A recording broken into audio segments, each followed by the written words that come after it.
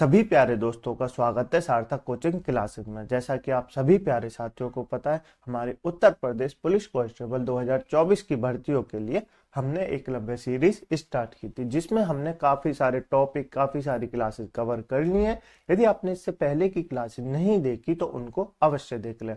उसके लिंक मैंने आपको नीचे डिस्क्रिप्शन में दे दी है, प्ले लिस्ट बनी हुई है। आप सारी क्लासेसों को क्रम वाइज तरीके से देख सकते हैं और अपने नोट्स बना सकते हैं। ठीक है दोस्तों, नोट्स बनाने के लिए आप हमारे टेलीग्राम ग्रुप को ज्वाइन कर लेना, जिसकी लिंक मैंने आपको नीचे डिस्क्रिप्शन में दे दी है। पीडीएफ डाउनलोड करना, उससे अपने नोट्स अवश्य बनाना। ठीक है, आज जो हमारा पॉलिटी का टॉपिक है वो काफी इंपॉर्टेंट है, यानी कि आज हम पढ़ेंगे संविधान संशोधन के बारे में। किसके बारे में? जितने भी शुरू से लेके अंत तक संविधान संशोधन हुए थे उनके बारे में जानेंगे। काफी इंपॉर्टेंट टॉपिक है, आपके एग्जाम में एक क्वेश्चन अवश्य देखने को मिलेगा। ठीक है, तो बिना देर के हुए हमारी आज की पॉलिटी की क्लास स्टार्ट करते हैं। लेकिन उससे पहले जो प्यारे दोस्त नए हैं वो चैनल को सब्सक्राइब कर लेंगे, वीडियो को लाइक कर देंगे, दोस्तों में शेयर कर देंगे। ठीक है दोस्तों, चलिए अपनी क्लास स्टार्ट करते हैं। देखिए दोस्तों, हम क्या पढ़ने जा रहे हैं? हम संविधान संशोधन के बारे में पढ़ने वाले हैं। मैं आपको शुरू से लेकर अंत तक बताऊंगा। टोटल मैं आपको बता देता हूँ, 105 संविधान संशोधन हुए हैं अब तक।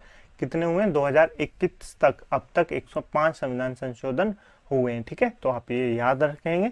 अब 2023 चलिए, अब तक भी 105 ही संविधान संशोधन हुए हैं। ठीक है, याद रखेंगे बिल्कुल। चलिए, तो मैं आपको 105 के 105 तो नहीं पढ़ाऊंगा, जो इम्पोर्टेंट है पर 105 तक ही पढ़ाऊंगा। ठीक है, याद रखेंगे, बिल्कुल याद रखेंगे। अब दोस्तों, सबसे पहले हम जान लेते हैं संविधान संशोधन की प्रक्रिया के बारे में। किसके बारे में? प्रक्रिया के बारे में। सबसे पहले देखिए, संविधान संशोधन को जानने से पहले ये तो जानना पड़ेगा ना कि संविधान संशोधन की प्रक्रिया कैसे होती है। आपसे एग्जाम में ये भी तो पूछ सकता है कि संविधान संशोधन अगर किसी संसद में कोई संविधान संशोधन के लिए बिल लाया जाता है तो उसके लिए क्या प्रक्रिया है, पूछ सकता है ना। तो पहले वो जान लेते हैं। ठीक है, फिर मैं आपको संविधान संशोधन पढ़ाऊंगा। ठीक है, सबसे पहले है दोस्तों संविधान के भाग 20 में। संविधान के भाग 20 में लिख के अनुच्छेद 168 में अनुच्छेद 168 में भारत के संसद को संविधान में संशोधन की शक्तियां प्रदान की गई हैं। आपसे ये तो काफी एग्जाम में पूछा जाता है, याद रखेंगे। संविधान संशोधन की प्रक्रिया दोस्तों संविधान के किस भाग में? तो भाग 20 में अनुच्छेद 368 में। भाग 20 में अनुच्छेद 368 में याद रखेंगे, अपनी नोटबुक में इंपोर्टेंट करके नोट कर लेंगे ऊपर ही। ठीक है, बिल्कुल, जो कि भारत के संसद को संविधान में संशोधन की शक्ति प्रदान करती है। याद रखेंगे, बिल्कुल। नेक्स्ट, इस अनुच्छेद में प्रावधान है कि संसद अपनी शक्ति का प्रयोग करते हुए संविधान के किसी भी उपबंध का परिवर्तन या निरासन कर सकती है। इस अनुच्छेद में संशोधन की निम्नलिखित प्रक्रियाओं का वर्णन किया गया है। ठीक है, तो याद रखेंगे, बहुत सारी प्रक्रियाओं के बारे में बताया गया है, वो हम जान लेंगे। ठीक है, कि पहला पॉइंट है, संविधान के संशोधन का आरंभ संसद के दो सदन होते हैं। पहला सदन क्या होता है? लोकसभा होता है। दूसरा सदन क्या होता है? राज्यसभा होता है। किसी भी एक सदन में, अर्थात लोकसभा या राज्यसभा, किसी भी एक सदन में संशोधन विधेयक पेश कर किया जा सकता है, न किसी राज्य विधानमंडल अर्थात विधानसभा या विधान परिषद में। देखिए, जब कोई संविधान संशोधन होता है तो वो केंद्र ही कर सकती है। कौन कर सकती है? केंद्र सरकार ही संविधान संशोधन कर सकती है, ना कि कोई राज्य सरकार। तो ये तो कंफर्म हो गया, जब राज्य सरकार नहीं कर सकती तो विधानसभा और विधान परिषद में तो बिल पेश नहीं किया जाएगा। लेकिन जब कोई संविधान संशोधन होता है तो वो केंद्र करती है, तो वो किस सदन में करेगी? तो आप कहेंगे या तो लोकसभा में कर सकती है या राज्यसभा में कर सकती है, किसी भी एक में। एक चीज आपको जरूर याद रखनी है, जब धन विधेयक लाया जाता है तो वो सबसे पहले किस सदन में पेश किया जाता है? तो आप कहेंगे लोकसभा में पेश किया जाता है। ये काफी एग्जाम में पूछा जाता है, याद रखेंगे, बिल्कुल। नेक्स्ट है, संविधान संशोधन विधेयक को किसी मंत्री या किसी भी संसद द्वारा पेश किया जा सकता है और इसके लिए राष्ट्रपति की पूर्व स्वीकृति आवश्यक नहीं है। मतलब जब कोई संविधान संशोधन होता है तो वो विधेयक जो पेश करता है वो किसी भी मंत्री या संसद के द्वारा, सांसद जो होते हैं उनके द्वारा पेश किया जा सकता है। उसके लिए राष्ट्रपति की स्वीकृति की आवश्यकता नहीं है। ठीक है, याद रखेंगे बिल्कुल। नेक्स्ट है विधेयक को दोनों सदनों में, जो कि इंपोर्टेंट विधेयक होता है। जब दोस्तों संविधान संशोधन होते हैं ना, तो वो इंपोर्टेंट होते हैं। देखिए, जब 300 धारा 370 हटी थी, उसके लिए संविधान हुआ था, तो क्या हुआ था, विशेष बहुमत लानी पड़ी थी, क्योंकि विशेष बहुमत एक केंद्र शासित प्रदेश को, एक राज्य को हमको केंद्र शासित प्रदेश बनाना है और उसकी बहुत सारी शक्तियां कम करनी है, तो उसके लिए विशेष बहुमत की जरूरत होती है। ठीक है, तो संविधान संशोधन करने के लिए विशेष बहुमत की आवश्यकता होती है।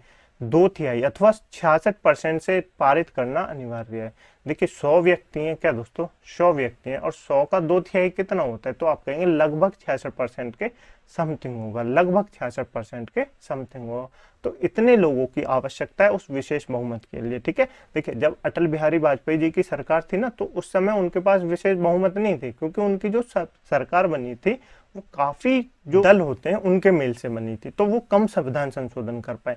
लेकिन अभी वर्तमान में जो प्रधानमंत्री नरेंद्र मोदी की सरकार है, उनके पास तो विशेष बहुमत है, उन्होंने तो खुद के दम पे सरकार की है, तो उनके पास तो विशेष बहुमत है ना, तो वो तो कोई भी संविधान संशोधन कर सकते हैं। तो याद रखेंगे। ठीक है, 3 पॉइंट आपको क्या याद रखना है, संविधान संशोधन किस भाग में दिए गए हैं संविधान के में, तो आप बताएंगे संविधान के भाग 20 में दिए हुए हैं, अनुच्छेद 368 में दिए हुए हैं। काफी एग्जाम में पूछा जाता है, याद रखेंगे। ठीक है, संविधान संशोधन को कहाँ पेश किया जाता है, तो आप कहेंगे संसद के दोनों में से किसी भी एक सदन में, या तो राज्यसभा में या लोकसभा में। ठीक है, दोनों में से किसी एक सदन में। ठीक है, बिल्कुल याद रखेंगे।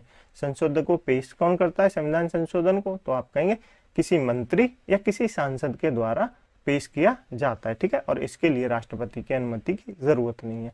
और संविधान संशोधन पास कराने के लिए क्या करना पड़ता है, विधायक, क्या दोस्तों, विधेयक को पास कराने के लिए दोनों सदनों में विशेष बहुमत यानी 2/3, 2/3 जो है विधानसभा से पारित करना अनिवार्य है। ठीक है, याद रखेंगे, बिल्कुल याद रखेंगे। चलें आगे, चलिए आगे चलते हैं। नेक्स्ट दोस्तों, प्रत्येक सदन में विधेयक को अलग अलग पारित करना अनिवार्य है। दोनों सदनों के बीच असहमति होने पर दोनों सदनों की संयुक्त बैठक बुलाई जाएगी, जिसको ज्वाइंट सिटिंग कहते हैं। उसका प्रावधान संविधान के संशोधन के संदर्भ में नहीं है। ठीक है, तो ज्वाइंट सिटिंग बुलाई जाती है जब दोनों संसदों में मतभेद हो जाता है, या तो लोकसभा राज्यसभा में मतभेद हो जाता है, तो ज्वाइंट सिटिंग बुलाई जाती है, उसके द्वारा फिर विधेयक को पास कराया जाता है। ठीक है, नेक्स्ट है, यदि विधेयक संविधान की संघीय व्यवस्था के संशोधन के मुद्दे पर हो, तो इसे न्यूनतम 50% राज्यों के विधानमंडलों से भी सामान्य बहुमत पारित करना पड़ता है। तो याद रखेंगे। नेक्स्ट है, संसद के दोनों सदनों से पारित होने के बाद एवं जहां आवश्यक हो राज्य विधानमंडलों की स्तुति के बाद इस संशोधन विधेयक को राष्ट्रपति के पास सहमति के लिए भेजा जाता है। याद रखेंगे, बिल्कुल। जब संविधान संशोधन पास हो जाता है ना दोनों सदनों में, तब उसको राष्ट्रपति के पास भेजा जाता है सहमति के लिए। ठीक है, इसमें दोस्तों क्या चीज है, संविधान संशोधन जो विधेयक होता है मामले में भारत के राष्ट्रपति ना तो अपने वीटो पावर का इस्तेमाल कर सकते हैं और ना इसे संसद के पास पुनः विचार के लिए भेज सकते हैं। अर्थात राष्ट्रपति के लिए ये स्वीकृति देना बाध्यकारी है, मतलब उनको ये मानना ही पड़ेगा। ठीक है, इसलिए कहते हैं राष्ट्रपति जो होता है ना, वो तो बस नामात्र का क्या होता है, नामात्र का शासक होता है। तो याद रखेंगे, बिल्कुल। चलें आगे, चलिए आगे चलते हैं। अब मैं दोस्तों आपको संविधान संशोधन बताने जा रहा हूँ। इंपोर्टेंट मैं आपको बताता रहूंगा, आप नोट करते रहेंगे। ठीक है, चलिए। पहला संविधान संशोधन काफी पूछा जाता है एग्जाम में, क्योंकि पहला जो होता है, पहला प्यार जैसे होता है, ऐसे ही पहला संविधान संशोधन जो होता है काफी इंपोर्टेंट होता है, पहली बार जो होता है। ठीक है, तो पहला संविधान संशोधन 1951 में हुआ। कब हुआ, 1951 में हुआ। डेट पूछी जाती है कि पहला संविधान संशोधन कब हुआ, तो आप बताएंगे 1951 में हुआ। ठीक है, किसके लिए हुए, राज्य को सामाजिक और पिछड़े वर्गों की उन्नति के लिए विशेष प्रावधान करने का अधिकार दिया गया, जो कि 9वीं अनुसूची जोड़ी गई थी। इसी के द्वारा 9वीं अनुसूची जोड़ी गई थी। ये भी एग्जाम में पूछा जाता है कि 9वीं अनुसूची किस संविधान संशोधन के द्वारा जोड़ी गई, तो आप बताएंगे पहला संविधान संशोधन 1951 के द्वारा जोड़ी गई। जिसमें दोस्तों क्या था, चौथे संविधान संशोधन 1955 ने 9वीं अनुसूची में कुछ और अधिनियम शामिल किए। याद नहीं रखना, बिल्कुल याद नहीं रखना, ये भी याद नहीं रखना, ये भी याद नहीं रखना। आपको याद क्या रखना है, मैं आपको बताता हूँ। पहले संविधान संशोधन अधिनियम 1951 के द्वारा 9वीं अनुसूची जोड़ी गई, जो कि भूमि सुधार से संबंधित थी। 9वीं अनुसूची किससे संबंधित है, भूमि सुधार से संबंधित है। ये याद रखेंगे, बस इतना याद रखेंगे, बिल्कुल इतना आप अपनी नोटबुक में नोट कर लीजिए। चलिए नेक्स्ट है दूसरा संशोधन अधिनियम। दूसरा संविधान संशोधन अधिनियम जो कि 1952 में हुआ। बिल्कुल याद नहीं रखना, एग्जाम में नहीं पूछा जाता। ठीक है, चले आगे। चलिए आगे चलते हैं। नेक्स्ट है 7वां संशोधन अधिनियम 1956।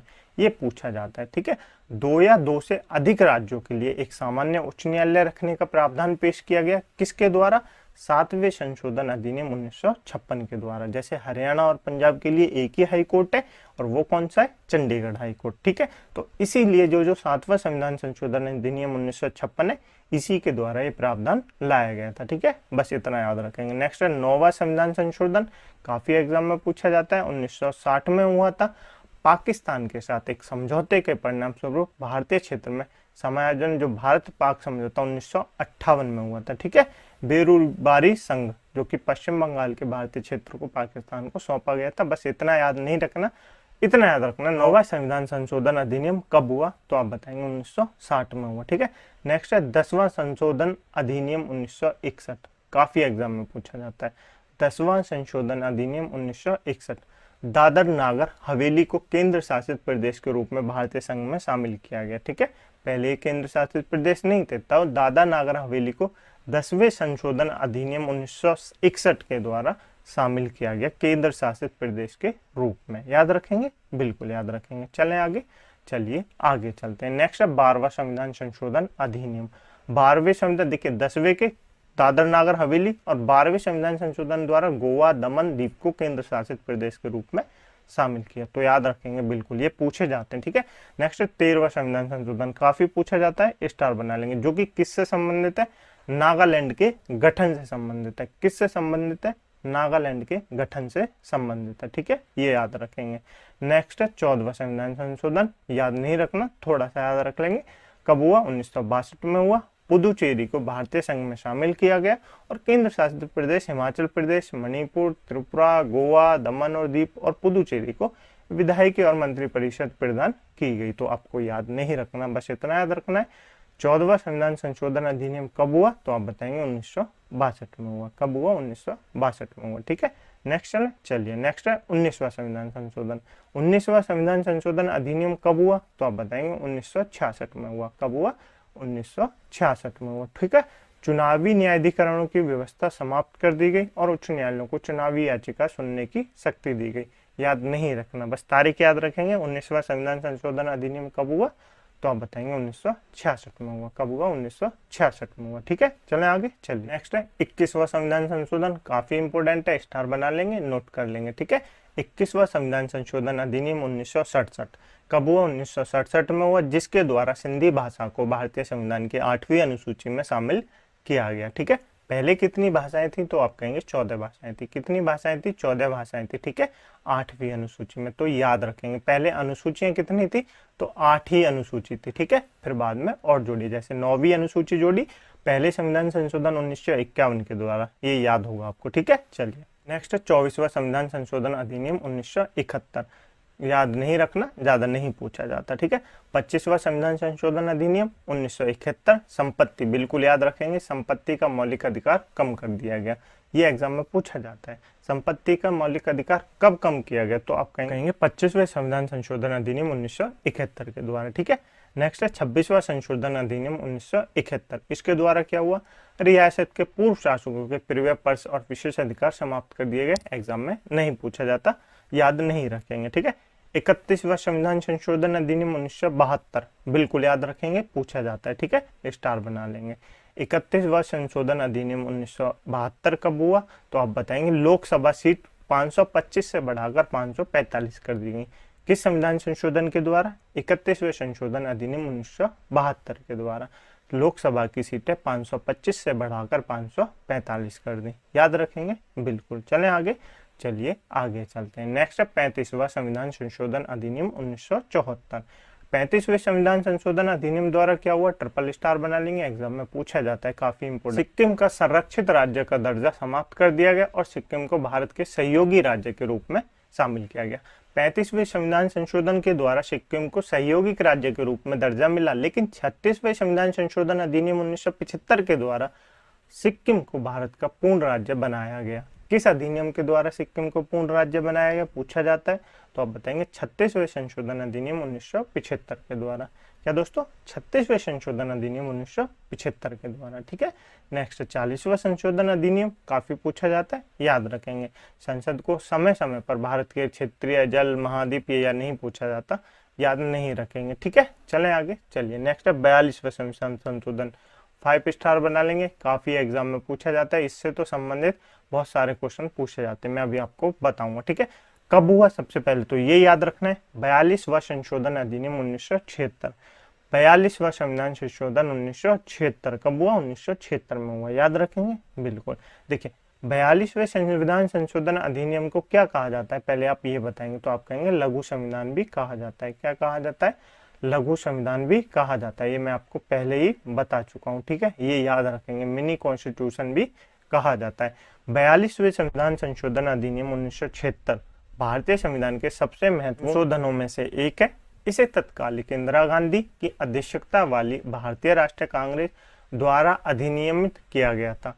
इस अधिनियम द्वारा भारतीय संविधान में बड़ी संख्या में संशोधन किए जाने के कारण इसे लघु संविधान भी कहा जाता है। क्यों कहा जाता है, क्योंकि इसी संविधान संशोधन के द्वारा संविधान में बहुत सारे परिवर्तन किए गए, बहुत सारे संशोधन किए गए, तो याद रखेंगे, इसलिए इसको लघु संविधान कहा जाता है। ठीक है, विशेष 42वां संविधान संशोधन अधिनियम 1976, क्या दोस्तों 1976, जिसे संविधान अधिनियम 1976 भी कहा जाता है, याद रखेंगे बिल्कुल याद रखेंगे। चले अब मैं आपको बताता हूँ क्या क्या संविधान संशोधन हुए थे 42वें संविधान संशोधन अधिनियम के द्वारा। ठीक है, ये मैं आपको बताता हूँ। सबसे पहले प्रस्तावना इंपोर्टेंट है, प्रस्तावना में संविधान संशोधन कब हुआ, तो आप बताएंगे 42वें संविधान संशोधन अधिनियम 1976 के द्वारा प्रस्तावना में संशोधन हुआ, और उसमें संप्रभु, लोकतांत्रिक, गणराज्य शब्दों के स्थान पर संप्रभु, समाजवादी, धर्मनिरपेक्ष, लोकतांत्रिक, गणराज्य शब्द प्रतिस्थापित किए गए। ठीक है, देखिए पहले क्या थे, पहले संप्रभु था, लोकतांत्रिक थे,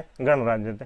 फिर आपसे पूछेगा कि प्रस्तावना में जो संशोधन हुआ उसके द्वारा कौन से शब्द जोड़े गए, तो आप कहेंगे धर्मनिरपेक्ष जोड़ा गया, समाजवादी जोड़ा गया, ये 2 शब्द जो है। ठीक है, और ये 2 शब्द जोड़े गए। ठीक है, याद रखेंगे। राष्ट्र की एकता शब्दों के स्थान पर राष्ट्र की एकता और अखंडता, अखंडता भी शब्द जोड़ा गया था, याद रखेंगे बिल्कुल।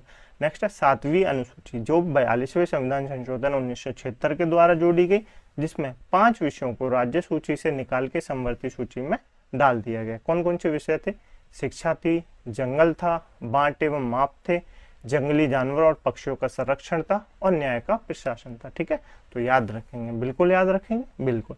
नेक्स्ट है अनुच्छेद 51A, अनुच्छेद 51A किसके द्वारा जोड़ा गया, 42वें संविधान संशोधन अधिनियम 1976 के द्वारा जोड़ा गया, जिसमें नागरिकों के लिए 10 मौलिक कर्तव्य जोड़े गए थे। ठीक है, याद रखेंगे बिल्कुल याद रखेंगे। कौन सी समिति पे, सरदार स्वर्ण सिंह समिति के सिफारिश पर, तो ये पूछा जाता है मौलिक कर्तव्य किस किस समिति के सिफारिश पर जोड़े गए, तो आप बताएंगे सरदार स्वर्ण सिंह समिति की सिफारिश पर जोड़े गए थे, याद रखेंगे बिल्कुल याद रखेंगे। चलें आगे, चलिए आगे चलते हैं। और संसद में भी दोस्तों कोई संशोधन हुआ, राष्ट्रपति को कैबिनेट की सलाह के लिए बाध्य बनाया गया, याद नहीं रखना।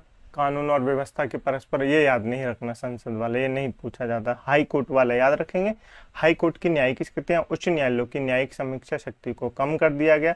और डीपीएसपी काफी इंपोर्टेंट है, आपको याद रखनी है। डीपीएसपी की मौजूदा सूची में 3 नए डीपीएसपी राज्य के नीति निर्देशक सिद्धांत जोड़े गए और 1 में संशोधन किया गया। ज्यादा याद नहीं रखना, बस डीपीएसपी में मतलब 3 जो नए डीपीएसपी हैं वो जोड़े गए थे, बस ये याद रखेंगे। ठीक है, पहला याद रख लेंगे, समान न्याय को बढ़ावा देना और गरीबों को मुफ्त कानूनी सहायता प्रदान करना, ये पूछा जाता है, और अनुच्छेद 39 में है ये। ठीक है, ये पूछा जाता है कि समान न्याय को बढ़ावा देना और गरीबों को मुफ्त कानूनी सलाह देना किस संविधान संशोधन के द्वारा नीति निर्देशक सिद्धांत में जोड़े गए, तो आप कहेंगे 42वें संविधान संशोधन अधिनियम के द्वारा जोड़े गए थे। ठीक है, याद रखेंगे बिल्कुल याद रखेंगे। ठीक है, नेक्स्ट है 44वां संविधान संशोधन अधिनियम 1978। ये दोनों संविधान संशोधन काफी इंपोर्टेंट है, एग्जाम में पूछे जाते हैं। ठीक है, 42वां संविधान संशोधन 1976, 44वां संविधान संशोधन 1978। ठीक है, तारीख बिल्कुल याद रखेंगे, 2 साल बाद ही हुआ।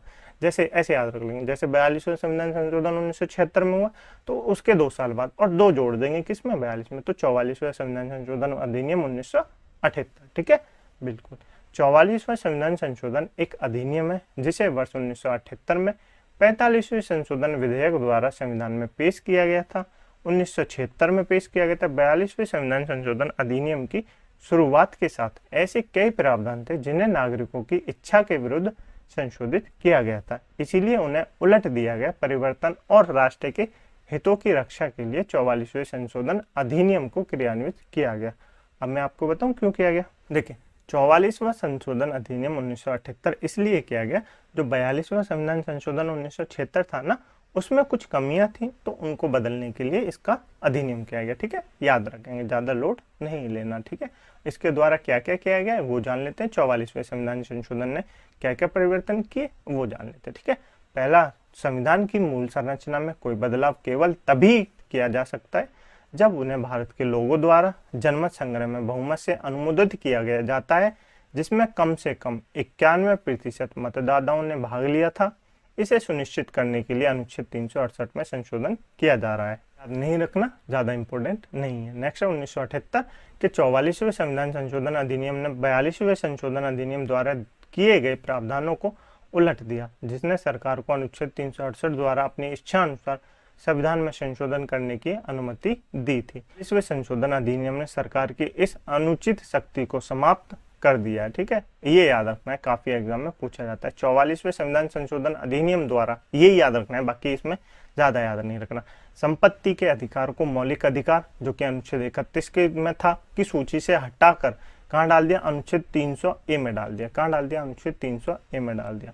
यही काफी पूछा जाता है 44वें संविधान संशोधन से, बाकी याद नहीं रखेंगे कि संपत्ति के अधिकार को मौलिक अधिकार से निकाल के कब अनुच्छेद 301 के तहत कानूनी अधिकार बना दिया गया, तो आप बताएंगे 44वें संविधान संशोधन अधिनियम 1978 के द्वारा। ठीक है, बिल्कुल, बस इतना ही याद रखना है। चलें आगे, चलिए आगे चलते हैं। अब जान लेते हैं दोस्तों 52वें संविधान संशोधन के बारे में, काफी इंपोर्टेंट है, एग्जाम में पूछा जाता है। दल बदल विरोधी कानूनों का प्रावधान करते हुए नई 10वीं अनुसूची जोड़ी गई।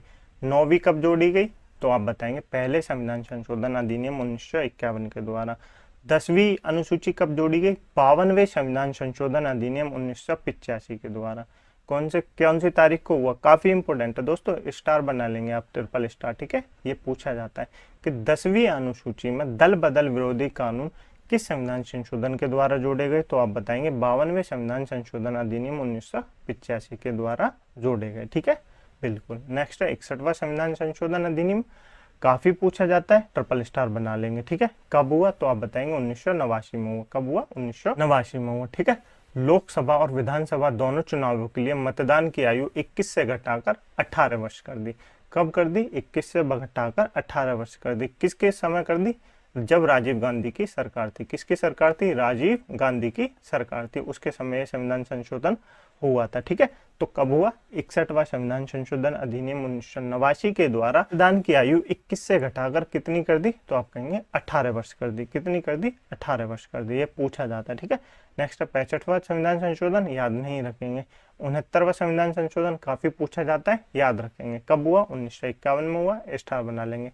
ये पूछा जाता है, देखिए क्या पूछा जाता है, दिल्ली से संबंधित कौन सा संशोधन है, तो आप बताएंगे 69वां संविधान संशोधन अधिनियम 1991 है, जो कि दिल्ली से संबंधित है। किससे संबंधित है, दिल्ली से संबंधित है। दिल्ली से जुड़ी जितनी भी बातें वो 69वें संविधान संशोधन में ही की गई हैं। याद रखेंगे, बिल्कुल याद रखेंगे। चलें आगे, चलिए आगे चलते हैं। नेक्स्ट है 71वां संशोधन अधिनियम 1992। कौन सा है, 1992। ये भी एग्जाम में पूछा जाता है। देखिए, एक तो 21वां संविधान संशोधन था, एक 71वां, तो दोनों कितने हो गए, तो आप कहेंगे दोनों 92 हो गए। 21वें से क्या जोड़ी गई, सिंधी जोड़ी गई, और 71वें से क्या जोड़ी गई, कोंकणी, मणिपुरी और नेपाली भाषा को जोड़ा गया 8वीं अनुसूची में, जिसको हम क्या कहते हैं, नमक कहते हैं। नेपाली, मणिपुरी, कोंकणी, ऐसे बोलते हैं ना, नमक भाषा जोड़ी गई, तो नेपाली, मणिपुरी, कोंकणी भाषा जोड़ी गई। ठीक है, याद रखेंगे, बिल्कुल याद रखेंगे। अब 92 द्वारा आगे आएगा, वो भी मैं आपको बताऊंगा। 73वां संविधान संशोधन कब हुआ, 1992 में हुआ, जिसके द्वारा पंचायती राज संस्थाओं को संवैधानिक दर्जा दिया गया था, और ये पंचायती राज संस्थाओं और उनसे संबंधित प्रावधानों को मान्यता देने के लिए भारतीय संविधान में एक नए भाग यानी 9वीं और 11वीं अनुसूची जोड़ी गई। तो याद रखेंगे, देखिए याद क्या रखना है आपको, बस आपको याद रखना है 73वें संविधान संशोधन अधिनियम 1992 के द्वारा पंचायती राज जोड़ी गई, पंचायती राज की व्यवस्था जोड़ी गई। तो आपसे पूछेगा पंचायती राज संस्था किस संविधान संशोधन के द्वारा जोड़ी गई, इसको आप बताएंगे 73वें संविधान संशोधन के द्वारा जोड़ी गई, याद रखेंगे बिल्कुल। नेक्स्ट 74वें संविधान संशोधन अधिनियम 1992, देखिए 73 के द्वारा पंचायती राज जोड़ी गई, 74 के द्वारा नगर निकाय जोड़ी गई। क्या जोड़ी गई? नगर निकाय यानी नगर पालिका की जोड़ी गई, याद रखेंगे बिल्कुल। नेक्स्ट है 86वां संविधान संशोधन अधिनियम 2002, काफी इंपोर्टेंट है, याद रखेंगे। क्या इंपोर्टेंट है? प्रारंभिक शिक्षा को मौलिक अधिकार बना दिया गया। क्या बना दिया? मौलिक अधिकार बना दिया गया। 6 से 14 वर्ष के बच्चों के लिए निःशुल्क शिक्षा, ये एग्जाम में पूछा जाता है, याद रखेंगे। 6 से 14 वर्ष के बच्चों के लिए निःशुल्क शिक्षा का प्रावधान किस संविधान संशोधन के द्वारा जोड़ा गया? तो आप बताएंगे 86वें संविधान संशोधन अधिनियम 2002 के द्वारा जोड़ा गया, याद रखेंगे बिल्कुल, याद रखेंगे, ठीक है बिल्कुल। और 11वां जो मौलिक कर्तव्य था वो भी इसके द्वारा जोड़ा गया, ठीक है, ये भी याद रखेंगे। चलें आगे, चलिए आगे चलते हैं। नेक्स्ट है 88वां संविधान संशोधन अधिनियम 2003, ये कब हुआ? सेवा यानी जीएसटी के लिए सेवा कर का प्रावधान अनुच्छेद 268 के तहत किया गया था। सेवा कर संघ द्वारा लाया जाता है। ये सेवा कर नहीं है दोस्तों, ये जीएसटी नहीं है, जीएसटी का तो 101 का आएगा, ये उसका प्रावधान ला गया गया, ठीक है, 88वें संशोधन अधिनियम के द्वारा। नेक्स्ट है 92वां संविधान संशोधन अधिनियम 2002, जैसे मैंने आपको क्या बताया, 21वें के द्वारा क्या जोड़ी गई? सिंधी जोड़ी गई। 71वें के द्वारा क्या जोड़ी गई? नमक जोड़ी गई। तो दोनों को जोड़ेंगे 92 हो जाएगा। 92 के द्वारा क्या जोड़ी गई? बाकी जो भाषाएं वो जोड़ी गई, मैथिली, संथाली, डोंगरी, बोडो, ये बाकी भाषाएं जोड़ी गई 92वें संविधान संशोधन अधिनियम 2003 के द्वारा। एग्जाम में काफी पूछा जाता है, ट्रिपल स्टार बना लेंगे, ठीक है, याद रखेंगे बिल्कुल। नेक्स्ट 95वें संविधान संशोधन, याद नहीं रखना, नहीं पूछा जाता। 97वें संविधान संशोधन याद रखना, थोड़ा सा याद रख लेंगे, 2011 में हुआ, जो कि सहकारी समितियों से संबंधित था। किससे संबंधित था?